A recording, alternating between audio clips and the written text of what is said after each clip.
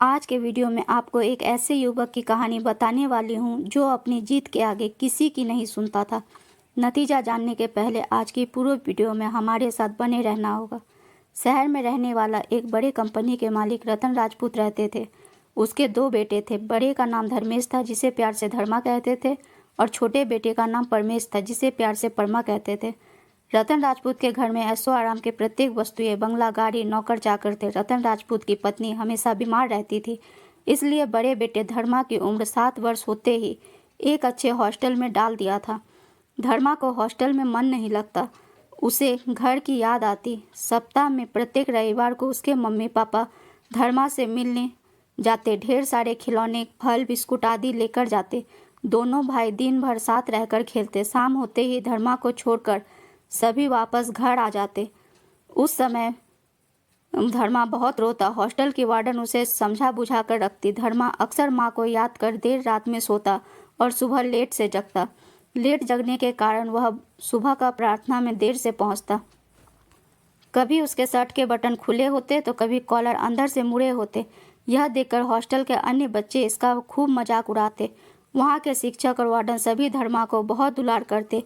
वह अपनी पढ़ाई बहुत अच्छे से याद करता था।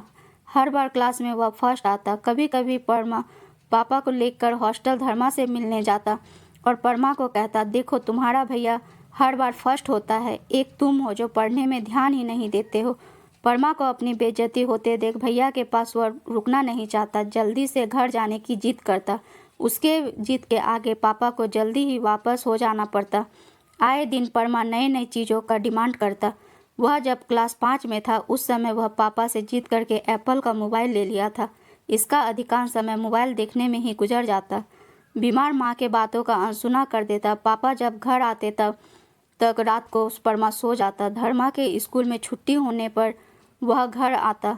छोटे भाई की हरकतों को देखकर वह बहुत दुखी होता और भाई को समझाता। भैया का इस तरह समझाना परमा को अच्छा नहीं लगता। परमा अपनी मम्मी से बोला, भैया को भाषण देने की ज़रूरत नहीं है, वह जाए अपनी पढ़ाई करे, उसे घर आने के लिए मना कर दो। यह सुनकर मम्मी ने कहा, बेटा भैया तुम्हें अच्छी बात कहा है, इसमें तुम्हें गुस्सा नहीं होना चाहिए। फिर वह ज़ोर से चिल्लाया, भैया तुम जाओ यहाँ से, मुझे उपदेश देने की ज़रूरत नहीं है। परमा को उसके मम्मी पापा ने समझाना चाहा, लेकिन वह अपनी जीत पर अड़े रहा। धर्मा समझदार होने के कारण कहा कि मैं सुबह चला जाऊंगा हॉस्टल। शांत हो जाओ मेरे भाई, मम्मी बीमार रहती है इसलिए मैं 2-4 दिन और रहना चाहता था, लेकिन तुम कहते हो तो मैं सुबह चला जाऊंगा। ऐसे भी मेरी 10वीं की परीक्षा होने वाली है, बहुत पढ़ाई करनी है मुझे। यह सुनकर मम्मी ने कहा, चलो सब खाना खा लो। अब तो मामला शांत हो गया। माँ तिरछी नज़रों से परमा को देखते हुए डाइनिंग टेबल की तरफ बढ़ गई। उस रात मम्मी पापा के आंखों में नींद नहीं थी। उन्हें लग रहा था कि दोनों भाई नदी के 2 किनारे की तरह है, जिसे कभी एक होना संभव नहीं होता है। फिर दोनों एक दूसरे को तसल्ली देते हुए समझने का प्रयास कर रहा था कि बड़ा होगा तो सब ठीक हो जाएगा। धर्मा सुबह जल्दी जाग गया था। हॉस्टल जाने के लिए तैयार हो गया। मम्मी पापा के कमरे में जाकर देखा पापा जाग गए थे, लेकिन मम्मी सो रही थी। वह फिर अपने भाई के कमरे में गया, वह भी सो रहा था। उसे कमरे में उसे अजीब सी दुर्गंध महसूस हुई, लेकिन वह किसी से कुछ नहीं कहा। पापा के पैर छुए और हॉस्टल के लिए निकल पड़ा।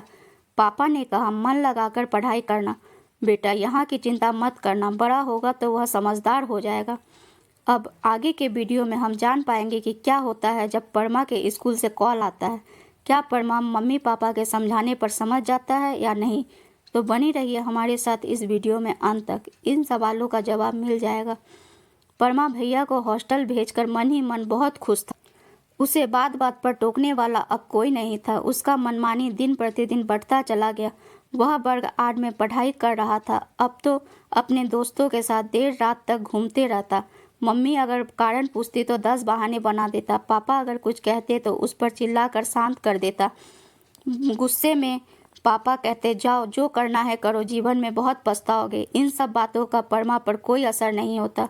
वह कोई ना कोई बहाना करके मम्मी से पैसा लेता और दोस्तों के साथ मस्ती करता। अब तो वह स्कूल टाइम में भी स्कूल से एब्सेंट हो जाता। धीरे धीरे परमा के हरकतों से स्कूल में सभी शिक्षक एक दूसरे से परमा के बारे में सवाल उठाए जाने लगे। एक दिन प्रिंसिपल ने परमा के पापा को स्कूल बुलाया और उसे वर्ग 8 के क्लासरूम में ले जाया गया। वहाँ बेंच पर परमा गहरी नींद में सोया हुआ था। पापा ने उसे जगाया तो वह खड़ा होने का कोशिश किया, लेकिन लड़खड़ा कर गिर पड़ा। यह समझने में देर नहीं लगी कि परमा नशे में था। किसी तरह से सहारा देकर उसे घर वापस लाया। जब वह रात को जागा तो माँ खाने के लिए पूछी, लेकिन वह खाना नहीं खाया। दूसरे दिन सुबह पापा ने बताया कि परमा का नाम स्कूल से काट दिया गया है। परमा को लेस मात्र भी पछतावा नहीं हुआ। दो टोक जवाब देते हुए वह कहा कि उस स्कूल में मुझे पढ़ने का मन भी नहीं है, मैं पढ़ना भी नहीं चाहता हूँ, कोई मुझे पढ़ने मत भेजो। परमा ने फिर कहा, 2 दिन बाद मैं दोस्तों के साथ मुंबई जाने वाला हूँ, इसलिए मुझे कुछ पैसे चाहिए। पापा ने पैसे देने से इनकार किया। पापा बेटे में तकरार होने लगा। पापा गुस्सा में हाथ उठाया तो बेटे ने हाथ पकड़कर मोड़ दिया। कहा, मुझे अभी के अभी रुपये दो, नहीं तो मैं कंपनी के मैनेजर से ले लूँगा। परिवार की बातें मैनेजर तक पहुँच जाएगी। इस डर से पिता ने खुद को शांत कर लिया। कहा, कल मैं तुम्हें रुपये दे दूँगा, तुम्हारी मम्मी की तबीयत ठीक नहीं है, शांति से बात किया करो। वह बड़ी बड़ी आंखों से पापा को देखा। पापा अब ऑफिस में भी चिंतित रहने लगे। उसके उदासी को देखकर एक दिन मैनेजर ने आत्मीयता के साथ उनसे पूछा, सर, मैं एक बात आपसे पूछना चाहता हूँ, सब ठीक तो है ना? पापा ने सिर्फ सर को हिला दिया। कहा, बड़ा बेटा पढ़ने विदेश चला गया है, छोटे बेटे के बारे में तो पूछो ही मत। फिर उस मैनेजर ने बताया कि आपका छोटा बेटा परमेश 25,000 मुझसे ले गया है। कह रहा था किसी दोस्त का जन्मदिन पार्टी मनाना है, इसलिए वह ऑफिस से आपकी गाड़ी भी लेते गया था। लौटने में रात हो सकती है, पापा को बता देना। पापा ने भारी मन से मुस्कुराया और मैनेजर से बोला, परमेश बहुत जिद्दी है, मनमानी करता है। बहुत समझाने का प्रयास किया, लेकिन वह किसी का नहीं सुनता। मैनेजर ने सुझाव दिया कि उसे अपने साथ ऑफिस में ही काम में इंगेज कर दें, हो सकता है उसमें सुधार हो जाए। कारोबार में भी परमेश को मन नहीं लगता। उसके दोस्तों की संख्या और बढ़ते चली गई। 18 वर्ष की उम्र में वह दोस्तों के साथ शराब पीकर ऑफिस में आकर बैठ जाता। अब तो चारों तरफ परमा की चर्चा होने लगी, सभी परेशान थे। इसी तरह एक दिन गाड़ी लेकर दोस्तों के साथ लंबी सैर पर निकला। रात अधिक हो गई थी। नशे में होने के कारण गाड़ी बिजली के खंभे से टकरा गया।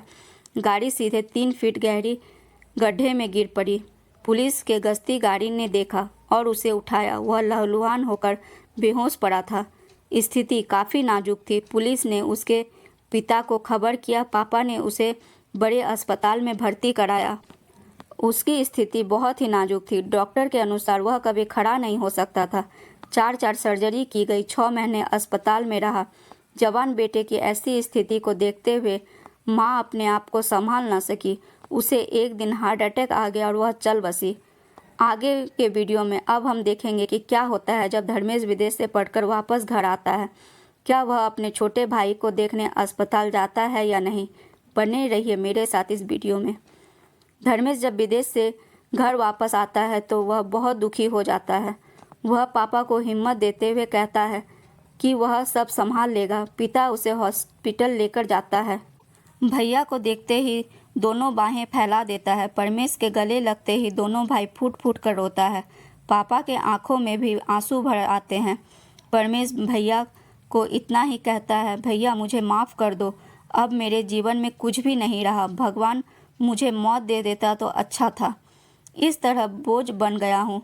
धर्मेश ने कहा, परमा मेरे भाई, अब कुछ कहने की ज़रूरत नहीं, चलो अब हम लोग घर वापस जाएंगे, मैं तुम्हारी सेवा करूँगा। इतना कहकर भाई के बालों में हाथ फेरा और डॉक्टर के चैम्बर की तरफ बढ़ गया। पापा सभी सामान को गाड़ी में रखने की तैयारी करने लगे। परमा इतने दिनों बाद अपने घर वापस जा रहा था। अब तो उसके किसी दोस्त ने हाल समाचार भी लेना बंद कर दिया था। उसका मन का बोझ हल्का हो गया था। दोस्तों, आज की कहानी से हमें सबसे बड़ी सीख क्या मिलती है? चलते चलते इसका भी जवाब मिल जाएगा, लेकिन जानने से पहले वीडियो को सब्सक्राइब करें और लाइक कर दें। दोस्तों, आज के वीडियो में हमने सीखा कि जब पढ़ने की उम्र होती है तो कभी भी ऐसे दोस्तों के साथ दोस्ती नहीं करनी चाहिए। ऐसे दोस्त जो अपनों से दूर कर देता है और गलत आदतों से नाता जोड़ देता है। एक बार फिर मेरी रिक्वेस्ट है कि अगर आपको आज के वीडियो में कुछ भी अच्छा लगा हो तो सब्सक्राइब ज़रूर कर दें। इस वीडियो में मेरे साथ जुड़ने के लिए आपका बहुत बहुत धन्यवाद।